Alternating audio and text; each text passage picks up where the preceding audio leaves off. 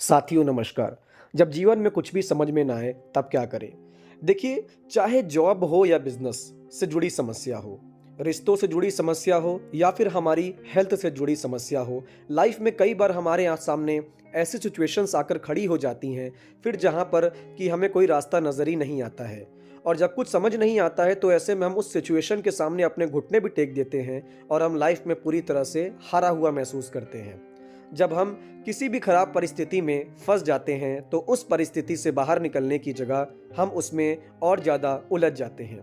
ऐसे में कुछ बातों को समझना बहुत ज़रूरी है जो कि इस आर्टिकल और वीडियो के ज़रिए मैंने बताने की कोशिश की है, जिससे कि हर सारी सिचुएशन के बारे में अच्छे से सोचकर और उसके बारे में सही से निर्णय लेकर उससे बाहर आ सकेंगे।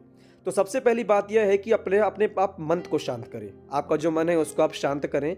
अगर आप लाइफ की किसी ऐसी सिचुएशन में फंसे हो कि आपको जब कुछ समझ ना आए, तो सबसे पहले तो आप खुद को शांत कर लें, क्योंकि ऐसी कंडीशन में हम दिमाग में बहुत सारी नेगेटिव बातें सोचने लगते हैं और बेचैन भी होने लगते हैं। आपने अपने आप को शांत करने के लिए आप मेडिटेशन का सहारा ले सकते हैं। अपने आप को थोड़ा सा रिलैक्स करने के लिए किसी शांत जगह पर जा सकते हैं या फिर आप थोड़ा सा रेस्ट भी कर सकते हैं। इससे आप खुद को शांत कर पाओगे, आप अंदर से हल्का महसूस करोगे और अपने बारे में और आने वाले फ्यूचर के बारे में अच्छे से सोच पाओगे। इसमें दूसरा तथ्य हमारा रहता है कि कभी निराश मत हो। चाहे आपके लाइफ में किसी भी तरह की प्रॉब्लम आई हो, पर आपको निराश नहीं होना है, क्योंकि निराश होकर आप अपने आत्मविश्वास को और कमज़ोर कर दोगे। इसलिए सिचुएशन को अच्छे से समझकर उस पर सॉल्यूशन निकालने की कोशिश करो। और आप चाहें तो अपनी किसी करीबी इंसान से या फिर अपने फैमिली मेम्बर से भी हेल्प ले सकते हो। उनको अपनी बातें शेयर कर सकते हो और उनसे सलाह भी ले सकते हो कि हम कैसे क्या करें। इसके बाद जो तीसरा हमारा पॉइंट आता है उसमें एक बात है कि आत्म परीक्षण करें। आत्म परीक्षण क्या होता है कि जैसे कि मैंने आपसे कहा कि जब कुछ समझ ना आए तो आप लोगों की सलाह या उनकी हेल्प ले सकते हो, पर साथ ही साथ आपको ये भी देखना होगा कि आप इस सिचुएशन में खुद को हेल्प कैसे कर सकते हो। और इसके लिए आप इंट्रोस्पेक्शन करो, मीन्स आत्म परीक्षण करो।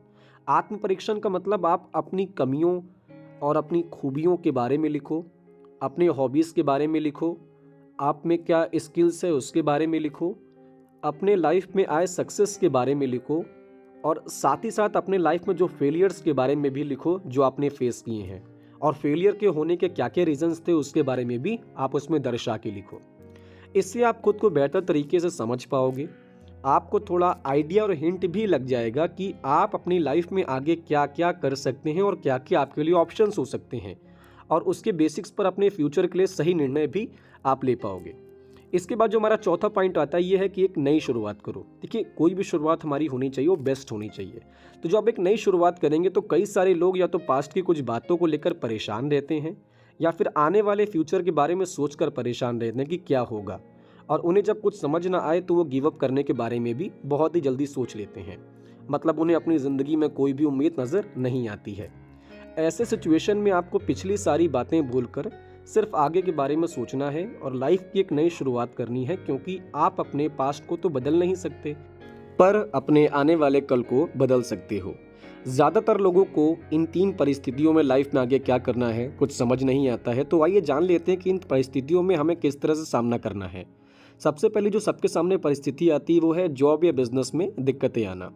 अगर आपको जॉब नहीं मिल रही है या फिर बिजनेस में असफलता आ गई है या कोई बहुत बड़ा लॉस हो गया है और उसे आपको जब कुछ समझ ना आए, तो उस सिचुएशन से उभरने के लिए खुद को थोड़ा सा समय दो। अपने संसाधनों मतलब रिसोर्सेज का सही से इस्तेमाल करो, पिछली गलतियों को मत दोहराओ और साथ ही साथ नए स्किल्स को डेवलप करते रहो, सीखते रहो।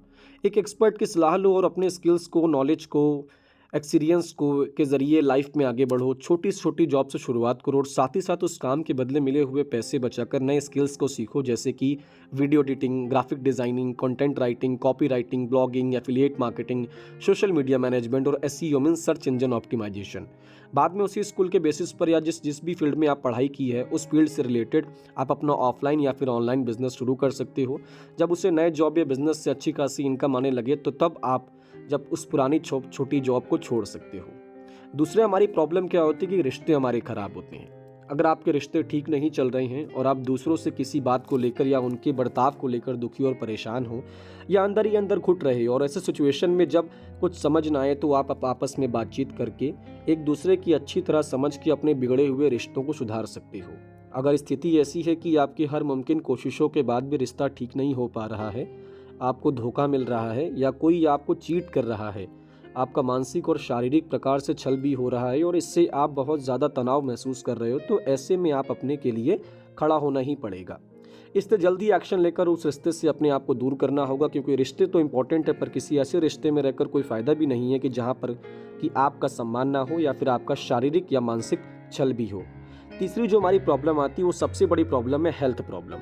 अगर आपको किसी ऐसी तरह की हेल्थ प्रॉब्लम, जैसे कि मान लो अगर आप किसी गंभीर बीमारी का सामना कर रहे हो और ऐसे में जब कुछ समझ ना आए, तो ऐसे सिचुएशन में आप उस बीमारी के बारे में बार बार नहीं सोचना है। आपको जब भी मेडिकल ट्रीटमेंट है जिससे अच्छे से पूरा करना है और दवाइयों को टाइम पर भी लेना है, साथ ही साथ खुद का अच्छे से ख्याल रखना है, अपने आप से पॉजिटिव सेल्फ टॉक करनी है, हेल्थ अफर्मेशंस भी देने हैं, जैसे कि मैं ठीक हो रहा हूँ या ठीक हो रही हूँ, मैं स्ट्रांग बन रहा हूँ या फिर बन रही हूँ, मैं अंदर से अच्छा महसूस कर रहा हूँ, कर रही हूँ। इसके अलावा अपने परिवार के साथ समय भी आपको बिताना है, अपनी हॉबीज़ को फॉलो करना है और अपने लाइफ का हर एक पल एंजॉय करना है, जिससे कि आप खुद को खुलकर जीना सिखा सकोगे।